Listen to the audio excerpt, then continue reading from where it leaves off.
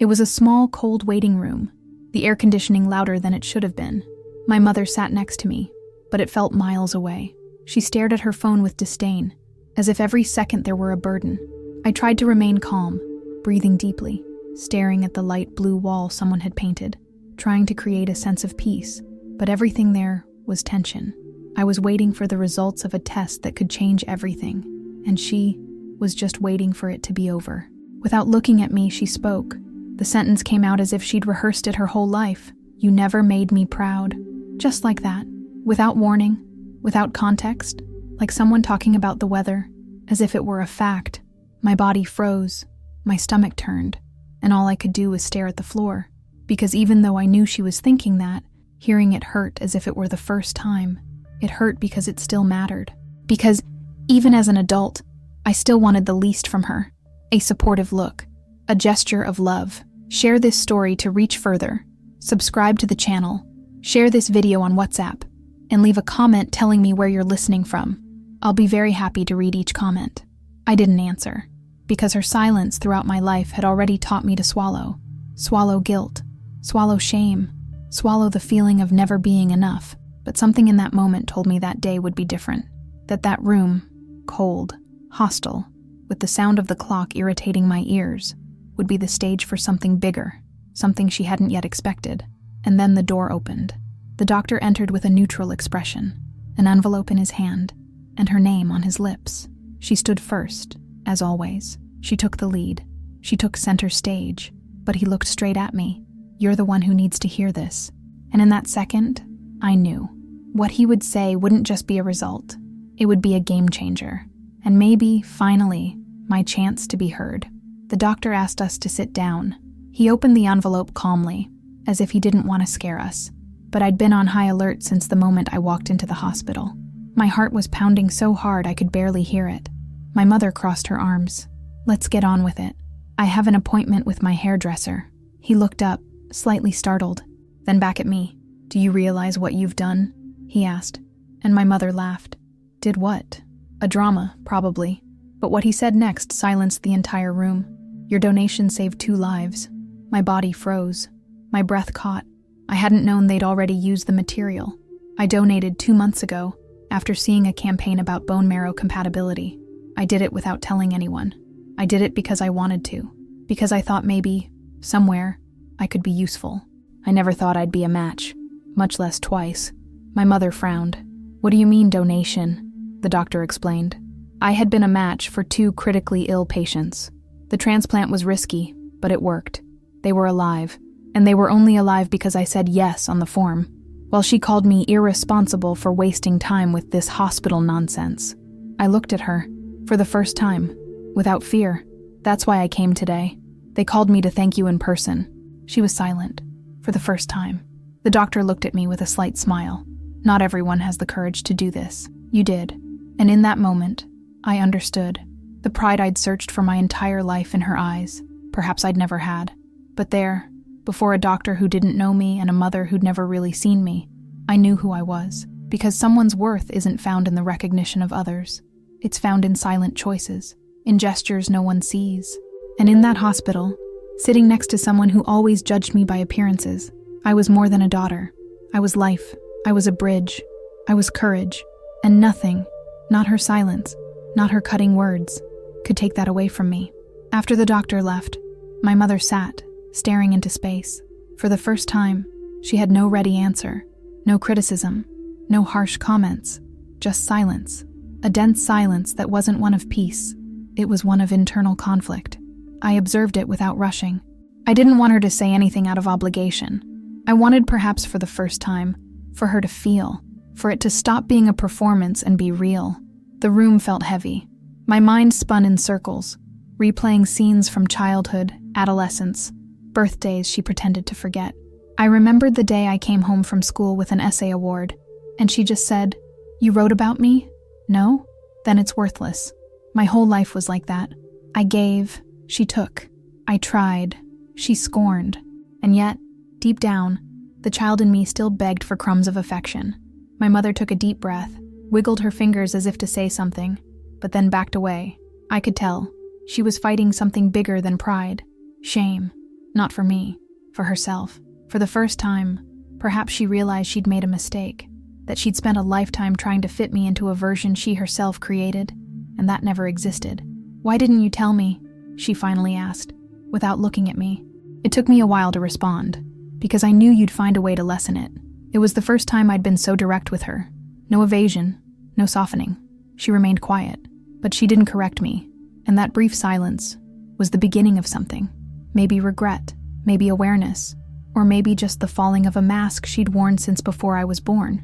Sometimes, mothers were also invisible daughters. They also grew up seeking approval. They also learned to love like those who survive. And I understood then and there that perhaps she didn't know how to love me any other way, but now, perhaps she wanted to learn. And that maybe, however fragile, was already more than I had before. We left the hospital in silence. The sun was already setting, tinting the sky a dull orange. We walked slowly to the car. She opened the passenger door and stood there, waiting for me to take the wheel. She didn't complain. She didn't order. She just waited. A simple gesture, but for me, loaded with meaning. For the first time, she let me drive, and I drove, not just the car, but the situation. On the way, there was no music, just the sound of the street, the tires on the asphalt, and her pent-up breathing.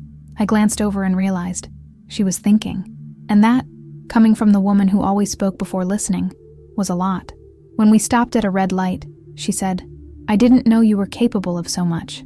It wasn't the apology I'd always wanted, but it was a start, a glimmer. "I've always been capable. You just never wanted to see it." The words came out calmly, without anger. It was simply the truth. She swallowed hard. She lowered her eyes, and for the first time she seemed smaller than me, not in stature, but in presence.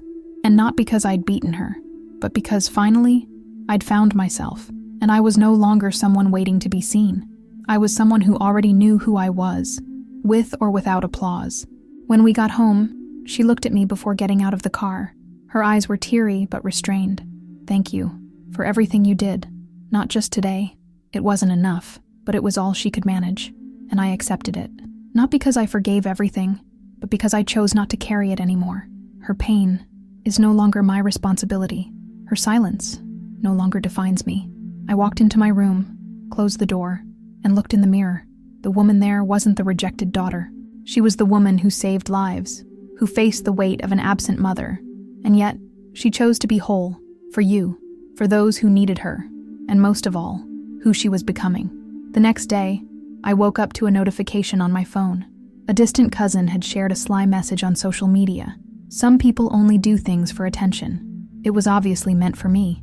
News of my donation had started circulating, not because of me, but because the hospital posted a thank you message.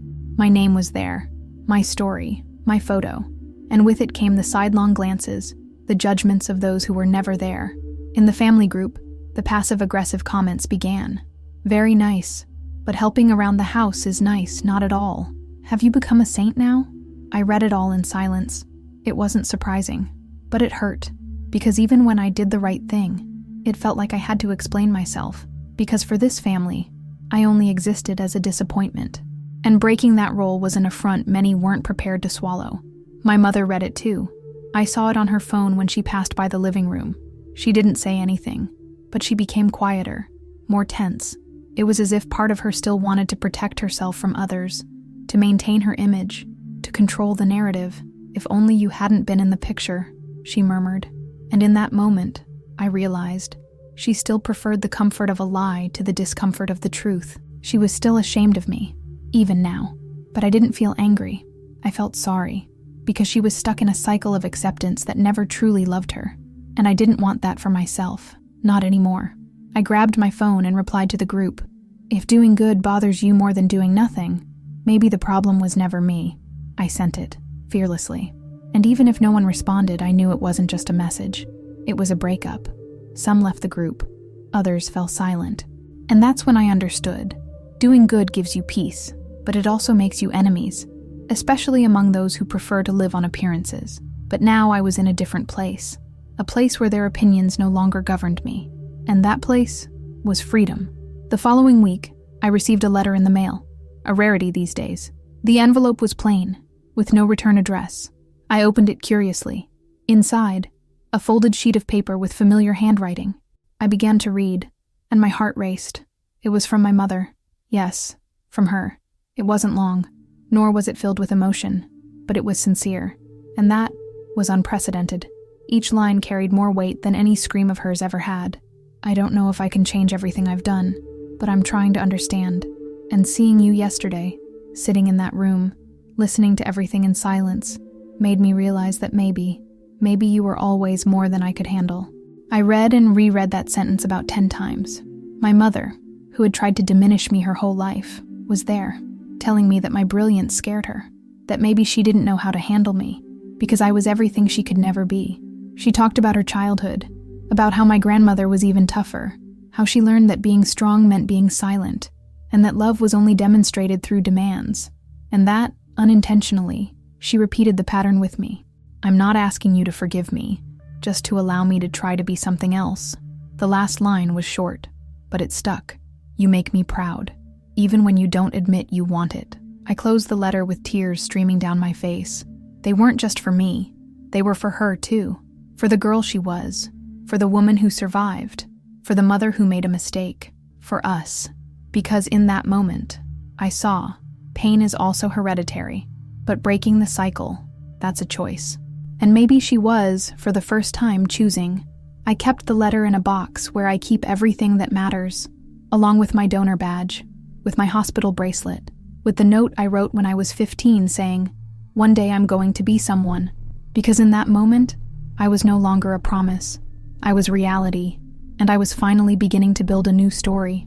Mine, all of it, by me. A few days later, she called me. She didn't text. She actually called. A rare thing. Her voice was low, almost rehearsed. Can you come over? Just to talk. It took me a few seconds to answer. Part of me still thought she might be putting on some kind of show, but another part, the one that wanted it all to be true, said yes. I grabbed my car keys and went. The journey was silent, but my mind was full of noise. Memories of fights, slammed doors, forgotten birthdays, harsh words, but also small memories. Her braiding my hair on a Sunday afternoon, softly singing a song I can't even remember anymore. It's strange how the past blurs together when we want to start over. It never disappears. It just shifts within us.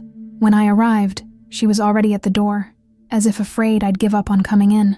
The house smelled the same as always, stale coffee and old wood, but the atmosphere was different. We sat at the kitchen table. She offered me tea, as she always did when she wanted to ease tension. Only this time, she was the one tense, and I was at peace, because this time, I knew who I was. I thought you'd hate me forever, she said, her eyes fixed on the mug. I took a deep breath. I used to, but today, I just want to understand and move on. She nodded, and in that nod I saw she was tired of being the Iron Woman. Maybe because iron rusts too. Maybe because love only grows where we have the courage to dismantle the armor. And she was just beginning. We talked for hours, about everything, about nothing, about the time that had passed, and about what we could still build. There was no theatrical apology. There was no cinematic hug, but there was something much greater. Presence. A genuine desire to try. And sometimes, that's all a relationship needs to breathe again. Desire. That's all. We build the rest. The following Sunday, my mother organized a family lunch. I didn't quite understand why, but I agreed to go. She invited everyone. Aunts, uncles, cousins, even people we hadn't spoken to in years. I thought it was strange, but I was intrigued. When I arrived, the smell of home-cooked food invaded my memory. A full house, quiet laughter, glasses being filled, voices overlapping. A scene that always seemed beautiful, but that for a long time hid pain. She called me into the living room and handed me an envelope. Inside, a printed copy of the hospital's postage, the one about my donation. Only now, with a dedication she'd written, to my daughter, who teaches me every day what it means to have courage. My eyes filled. I couldn't say anything. She smiled, without forcing it. For the first time, there was no defense, just surrender, just truth. During lunch, I noticed some people looking at me differently, with respect, with genuine curiosity. My aunt, who always avoided me, started a conversation. My older cousin came to ask me about the donation process. Little by little, I realized Something had changed. It wasn't about applause. It was about space. I, who for years had been the misfit, was now being heard without having to shout. My mother watched everything, silently, but with a visible pride in her eyes. She didn't need to say anything else. I could feel it, and this was new and beautiful. When the table was cleared, she came over and said, "Thank you for not giving up on me." I hugged her, tightly, with desire, because yes, I almost gave up, but something inside me told me that breaking the cycle needed to start with someone, and I chose to. That lunch didn't erase the past, but it planted a new seed, a new story, where love isn't charged, it's cultivated, where pride isn't a bargaining chip, it's recognition, and where finally I exist, whole, just the way I am, without needing to apologize for it. The following week, the hospital called me again. This time, it was for a public donor appreciation event. I confess I hesitated to go. Part of me still struggled with the discomfort of being seen, recognized. I was used to going unnoticed, as if I didn't matter, but something inside me told me I needed to be there, not for others, for myself. My mother offered to go with me. That took me by surprise. "I want to see for myself what you've done." I agreed. She came with me, sitting nervously in the passenger seat. The same woman who had previously called me a burden now seemed to want to understand. When we arrived, I saw people coming in with flowers in their hands, entire families, people alive because someone, like me, chose to donate. Inside, they called me to the stage.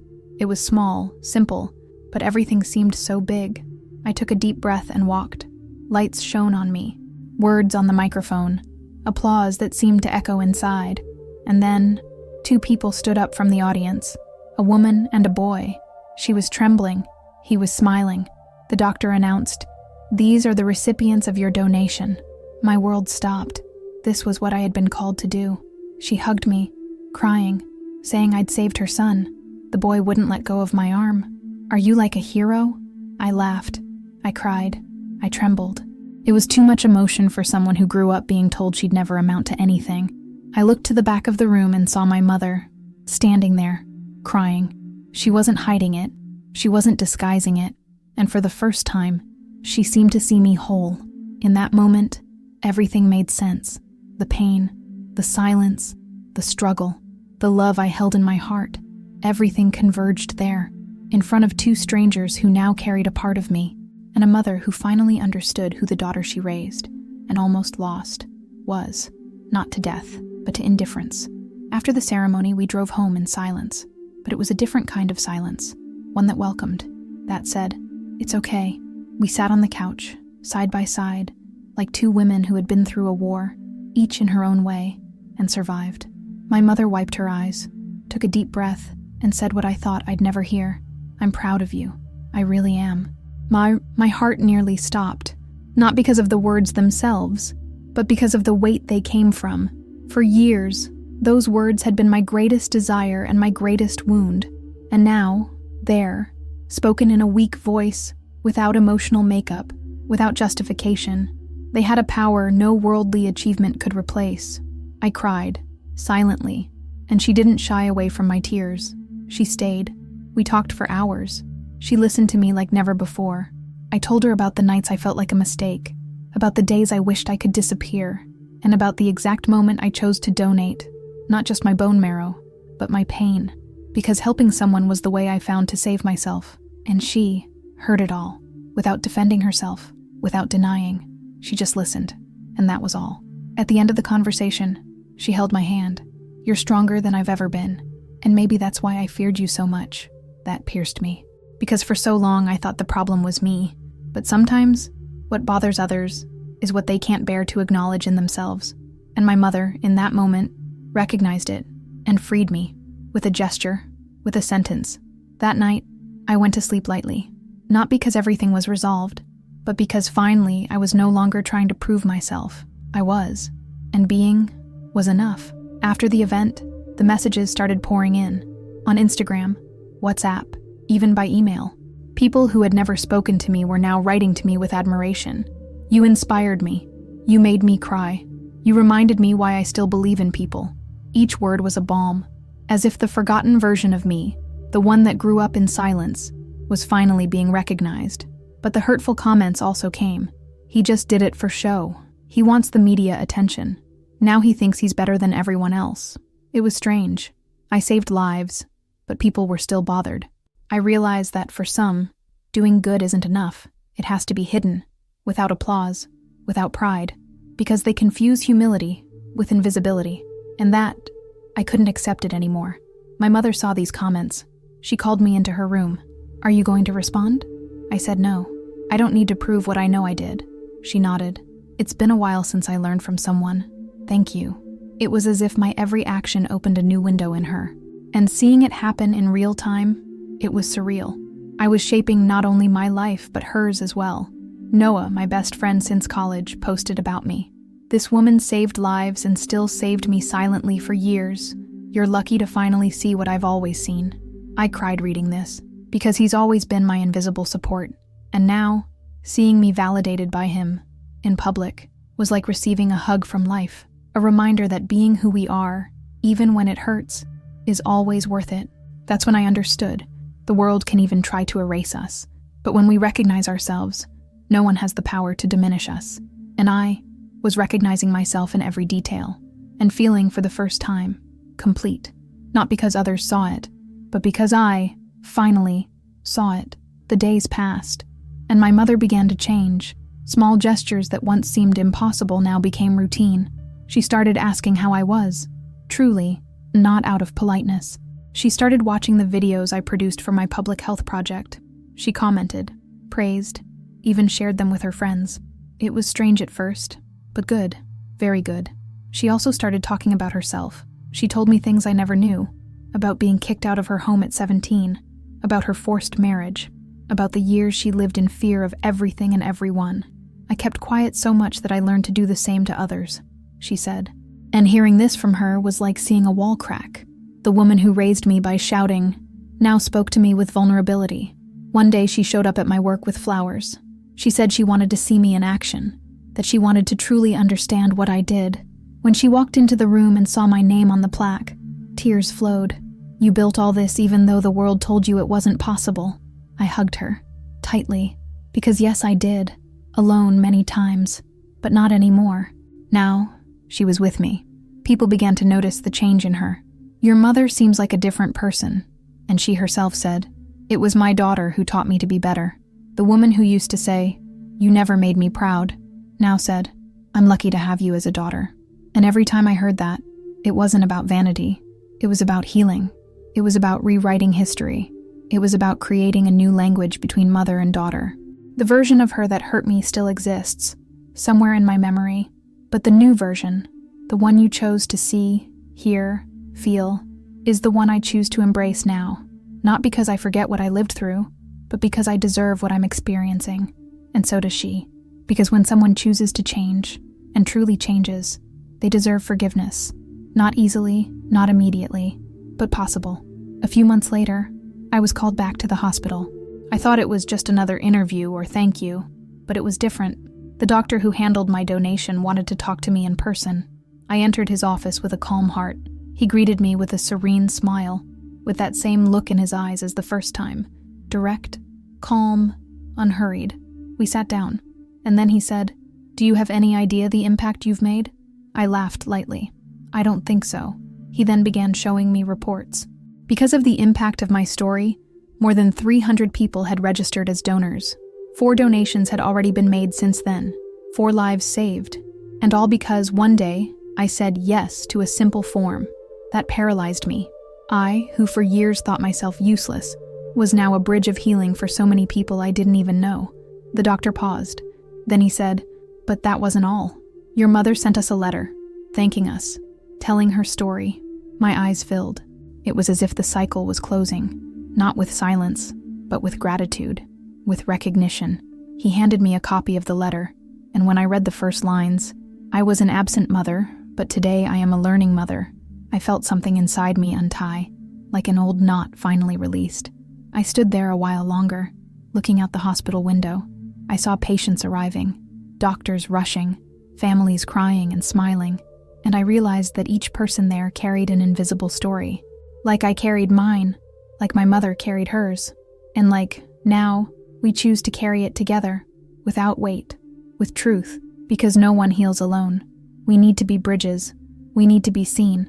Before leaving, the doctor told me, "You changed the lives of many people, but above all, you changed yours." I left with one certainty. The past doesn't define me, but it was the past that pushed me to be who I am. And if I walk tall today, it's because I once crawled, but I never stopped. Today, my mother volunteers at an NGO that welcomes young people rejected by their families. She talks to them, listens to their stories, and offers what I once lacked: presence. The other day, I saw her hug a 16-year-old girl who was crying because her mother told her she was a burden. My mother looked her in the eye and said, "No daughter is a burden. Sometimes it's the mothers who haven't learned to hold them with love." And I cried right there in the hallway. She was never perfect. Neither was I. But today, we find ourselves in a new way, without pressure, without competition, just as two women who made mistakes and got things right, each in her own time. When I look back, I remember the moment she said, "You never made me proud." And I think, maybe she didn't know what pride was. Maybe she only learned by watching me choose to be who I am, even without applause. Sometimes, at Sunday lunch, she'll pull me aside just to say, "Did you know they talked about you on the radio today?" Or, "I saw you online again. You're becoming a household name." She smiles, and I smile too. Not because I need her approval, but because today she gives with sincerity, not calculation. Today she loves without fear, and I receive without hunger. If you're listening to this now and still carry the pain of not being seen, or of being told you were never enough, remember one thing: the problem was never you. Sometimes, those who judge us just don't know how to handle the light we carry. But one day, if you stay strong, that light changes everything. It breaks the cycle, and teaches even those who never wanted to learn. If this story touched you, share it. Send it on WhatsApp to someone who needs to hear it. Subscribe to the channel, activate the bell, and leave a comment about where you're listening from. I'll read each one with an open heart. And remember, even if no one has ever said it, you can be a source of pride, and the first to acknowledge it should be you.